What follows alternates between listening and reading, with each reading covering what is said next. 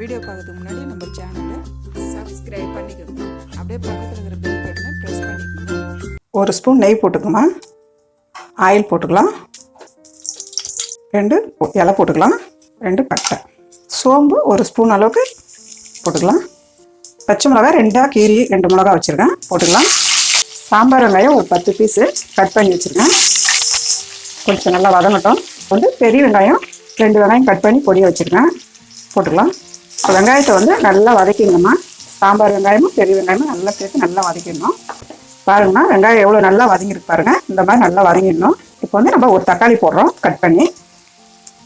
நாட்டுக்கோழி வறுவலுக்கு தக்காளி ரொம்ப தேவையில்லை, அதனால தான் சும்மா ஒரு அரை தக்காளி போட்டால் கூட போதும். இஞ்சி பூண்டு பேஸ்ட்டு 2 ஸ்பூன் போட்டுக்கலாம்,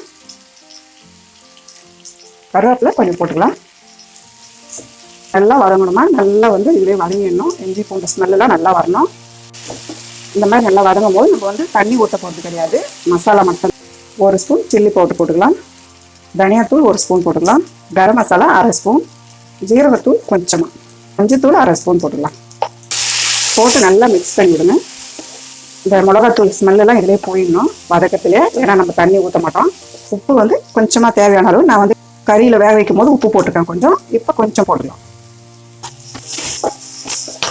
பாருங்கள் எப்படி இருக்கு பாருங்கள், பார்க்கறதுக்கு கலர் எவ்வளோ நல்லா இருக்குது. இந்த மாதிரி வரணும்.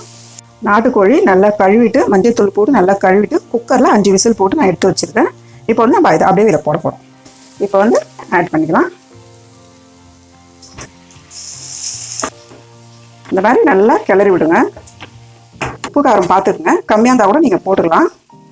ஏன்னா ஒரு சிலர் அதிகமாக சாப்பிடுவாங்க, ஒரு சிலர் கம்மியாக சாப்பிடுவாங்க. இப்போ ஒரு 5 நிமிஷம் நம்ம மூடி வைக்கலாம். முந்திரி நெய்யில் வறுத்து வச்சுருக்கோமா, இதை பொடி பண்ணிக்கலாம். பாருங்கம்மா, இந்த அளவுக்கு பொடி பண்ணிடணும் நைஸாக. 5 நிமிஷம் ஆயிடுச்சுமா, திறந்து பார்க்கலாம். பாருங்கள் எவ்வளோ சூப்பராக இருக்குது. இப்போ நம்ம முந்திரி அரைச்சி வச்சுருக்கோம் இல்லையா, இதை போட்டுக்கலாம். பாருங்கம்மா, முந்திரி போட்டாச்சு. அப்படியே நல்லா கிளறி விடுங்க. இந்த முந்திரி வறுத்து போட்டிங்கன்னா சிக்கன் நாட்டுக்கோழியில் ரொம்ப நல்லா வாசனை நல்லாயிருக்கும், நாக்குக்கு நல்லா டேஸ்ட்டாக இருக்கும். லைட்டாக லெமன் ஜூஸ் போட்டுக்கோங்க, பச்சை கருவேப்பிலை போட்டுக்கலாம், கொத்தமல்லி கொஞ்சம். அவ்வளோதாம்மா, நாட்டுக்கோழி வறுவல் ரெடி ஆகிடுச்சுமா. நீங்களும் வீட்டில் செஞ்சு பாருங்கள். இந்த வீடியோ உங்களுக்கு பிடிச்சிருந்தா லைக் பண்ணுங்கள், ஷேர் பண்ணுங்கள். உங்களுக்கு ஏதாவது டவுட் இருந்தால் கமெண்ட் பண்ணுங்கள். அம்மாவோட வீடியோஸ் சுட சுட தெரிஞ்சுக்க மறக்காமல் நம்ம சேனலை சப்ஸ்கிரைப் பண்ணிக்கோங்க.